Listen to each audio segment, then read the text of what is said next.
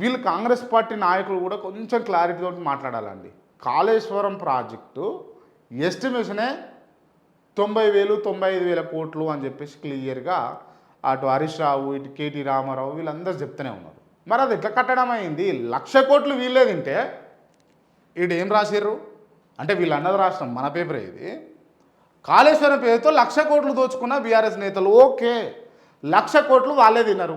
1,00,000 కోట్లతోటి Kaleshwaram project పూర్తయింది అన్నట్టుగా మీకు దగ్గర సమాచారం ఉన్నది, దానికి సంబంధించినటువంటి అంశాలు ఉన్నాయని అనుకుందాం. కానీ వాళ్ళు చెప్పేది 95,000 కోట్లు సంథింగ్ ఏదో చెప్తున్నారు. ఇంకా నిష్ణాతులను అడిగితే 80,000 కోట్లు 70,000 కోట్లు అంటే చెప్తున్నారు. సో ఓకే, వాట్ ఎవర్, దీన్ని మనము పరిగణలోకి తీసుకుంటే 1,00,000 కోట్లు వీళ్ళ జోలకే పోయినాయి అని అనుకుందాం. మరి కాళేశ్వరంలో కూలినటువంటి మేడిగడ్డ ఏదైతే ఉందో అది ఎట్లా కట్టిర్రు? ఎవల పైసలతోటి కట్టిర్రు అవి? ఇది $1,000,000 క్వశ్చన్ ఇదైతే.